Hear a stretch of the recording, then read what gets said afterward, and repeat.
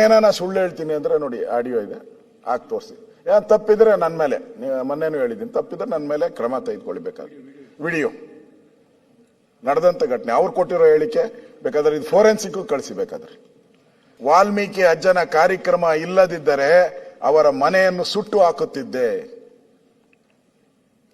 ಇಲ್ಲಿ 5-6 ಸಾವಿರ ಜನ ನನ್ನವರು ಬಂದಿದ್ದಾರೆ. ನಾನು ಅಂದುಕೊಂಡರೆ 5 ನಿಮಿಷದಲ್ಲಿ ಬಳ್ಳಾರಿಯನ್ನ ಭಸ್ಮ ಮಾಡಬಲ್ಲೆ. ಇದು ಬಂದಿರೋದು. ನಾನೇನಾನ ಸುಳ್ಳು ಹೇಳ್ತೀನಿ ಅಂದ್ರೆ ನೋಡಿ ಆಡಿಯೋ ಇದೆ, ಹಾಕಿ ತೋರಿಸಿ. ತಪ್ಪಿದ್ರೆ ನನ್ನ ಮೇಲೆ, ಮೊನ್ನೆನೂ ಹೇಳಿದ್ದೀನಿ, ತಪ್ಪಿದ್ರೆ ನನ್ನ ಮೇಲೆ ಕ್ರಮ ತೆಗೆದುಕೊಳ್ಬೇಕಾಗಿ.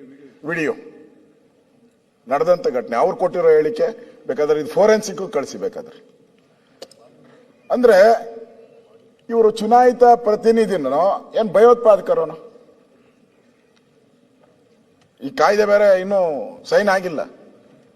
ಸ್ಟೇಟ್ಮೆಂಟ್ ಹೇಳಿರೋದು ಇಲ್ಲೇ ಇದೆ, ನಾನು ಕೊಟ್ಟಿದ್ದೀನಿ. ಗೃಹ ಸಚಿವರು ಹೇಳಿ, ಅದನ್ನ ಸುಳ್ಳು ಅಂತ ಹೇಳಿದ್ರೆ ನಾನು ಇಲ್ಲೇ ಕ್ಷಮಾಪಣೆ ಕೇಳ್ಬಿಡ್ತೀನಿ. ಬೇಕಾದ್ರೆ ಸದನದಲ್ಲೇ ನಾನು ಕ್ಷಮಾಪಣೆ ಕೇಳ್ತೀನಿ.